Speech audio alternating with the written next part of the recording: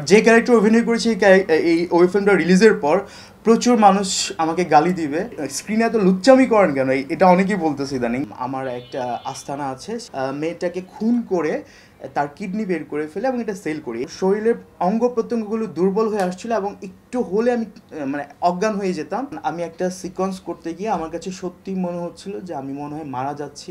আমি যে ক্যারেক্টার অভিনয় করেছি, ক্যারেক্টারটার নাম হচ্ছে রমেশ, ডোম ক্যারেক্টার। এই ক্যারেক্টারটা আমি যদি আরেকটু খুলে বলি তাহলে হয়তো মানুষ ওই ফিল্মটা দেখবেই না বা আগ্রহ নষ্ট হয়ে যাবে। গল্প রিভিল করতে চাই না, গল্প রিভিল করা উচিতও না। বাট যে ক্যারেক্টার অভিনয় করেছি এই ওই ফিল্মটা রিলিজের পর প্রচুর মানুষ আমাকে গালি দিবে, অপমান করবে, তাচ্ছিল্য করবে, ধিক্কার দিবে। এমনটা ওনারা দুজন বলছেন, যিনি একজন প্রডিউসার এবং একজন ডিরেক্টর। বলে, মিতুল আপনি প্রচুর গালি খাবেন, প্রচুর গালি খাবেন। আর আমাকে যদি সত্যি গালি দেয় ওএফএম লাশে ডোম রমেশ ক্যারেক্টারের জন্য, তাহলে বলবো আমি সফল। কারণ আমি এমন একটা নেগেটিভ ক্যারেক্টার করেছি, প্রোটাগনিস্টও বলতে পারবো না, আবার অ্যান্টাগনিস্টও বলতে পারবো না, দুইটার মিশেলে একটা ক্যারেক্টার, গ্রে শেড ক্যারেক্টার। আপনারা জানেন যে আমি ময়নাতো এমন একটা ক্যারেক্টার করেছিলাম, প্লে বয়, বাট নেগেটিভ পজিটিভের মিশ্রণ ছিল। আমার কাছে মনে হচ্ছে এই ধরনের ক্যারেক্টার ডিরেক্টর আমাকে বারবার ডাকছেন। অনেকেই বলেন যে আপনার বাস্তব জীবনে এত ইন্ট্রোভার্ট, চুপচাপ, ঠান্ডা ক্যারেক্টার, খালি সব লুজ ক্যারেক্টার পান কেন, নেগেটিভ ক্যারেক্টার পান কেন, মানে স্ক্রিনে এত লুচ্চামি করেন কেন, এটা অনেকেই বলতেছে ইদানিং। বাট আমি মনে হয় একটু ভালো করতে পারি বলেই হয়তো ক্যারেক্টারগুলো বারবার রিপিট হচ্ছে, এবং এটাও কিন্তু এক ধরনের আশীর্বাদ আমি বলবো একজন আর্টিস্টের জন্য। তো সো আমি বলবো ওয়েব ফিল্ম ডোম ঈদের আগের দিন গ মাল্টিমিডিয়া ইউটিউব চ্যানেলে রিলিজ হবে। ভিন্ন এক মিতুলকে দেখবেন, ভিন্ন এক গল্প আকাশ আমিন ভাই দেখিয়েছেন। এটার স্ক্রিপ্ট করেছেন কাজী সবুজ ভাই। আজকে ওনার আসার কথা ছিল, থাকলে আরও ভালো হতো। এটাতে অ্যাজ হিরোইন অভিনয় করেছেন চিত্রনায়িকা সারা জেরিন। ওনার আজকে শুটিং দেখে আসতে পারেননি।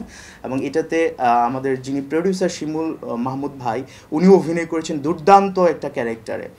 তো আমার মনে হয় আমার ভূমিকা এখানেই শেষ। তো ক্যারেক্টার গল্পের প্রয়োজনে যে আমি কোনো সুন্দরী নারীর সঙ্গে ইন্টিমেট হয়ে আমার একটা আস্তানা আছে, সেখানে তার সঙ্গে তাকে রেপ বলবো নাকি ইচ্ছে করে যেটাই হোক, একটা একটা ইন্টিমেসি হওয়ার পর মেয়েটাকে খুন করে তার কিডনি বের করে ফেলে এবং এটা সেল করি। এই হচ্ছে গিয়ে টপিক। আমি অভিনয় করার সময় এটাই মেনটেন করি, যেই ক্যারেক্টার প্লে করি আমি সেটা হয়ে ওঠার অন্তত চেষ্টাটা আমি করি। তো আমার কাছে মনে হচ্ছিলো সত্যি কিডনি হাতে, আমার হাত কাঁপছিল, আমার শরীর কাঁপছিল, এবং আমার কাছে মনে হচ্ছিল না আমি মনে হয় মারা যাচ্ছি, এরকম মনে হচ্ছিল বাস্তবে। আমার শরীরের অঙ্গ প্রত্যঙ্গগুলো দুর্বল হয়ে আসছিল এবং একটু হলে আমি মানে অজ্ঞান হয়ে যেতাম। এবং আমি ওনাদের সবাইকে বলছি আমি কিন্তু অজ্ঞান হয়ে যাব, আমার খারাপ লাগছে। শটটা ওকে হওয়ার পর আমি আমি একটু মাঠের কাছে এসে চিৎকার করে কান্নাকাটি করছি, মানে প্রচুর কাঁদছি, আমার কাছে মনে আছে। প্রোডাকশন বয়, এই গল্পটা ওনারাও জানে না, প্রোডাকশন বয় এসে দেখতেছে আমি কাঁদতেছি কেন জানি। যেমন আমি ডোম রমেশ ক্যারেক্টারটা হয়ে ওঠার পিছনে আমি অনেক স্ট্রাগল করেছি, অনেক হার্ডওয়ার্ক করেছি, যাতে মানুষ মনে না করেন যে এটা আর্টিফিশিয়াল হচ্ছে। ওদের মতো করে কথা বলা, ওদের মতো করে গেট আপ নেওয়া, এবং আমার ক্যারেক্টারটা যেহেতু একটু ফাত্রা টাইপের ছেলের ক্যারেক্টার, একটু মাঝে মাঝে একটু অশ্লীল গান গাওয়া, একটু অশ্লীল লুক দেওয়া, এবং আমার বডি ল্যাঙ্গুয়েজ মুভমেন্টের মধ্যে অনেক ব্যাপার আছে, এরকম হাতের কাজ আছে অনেক।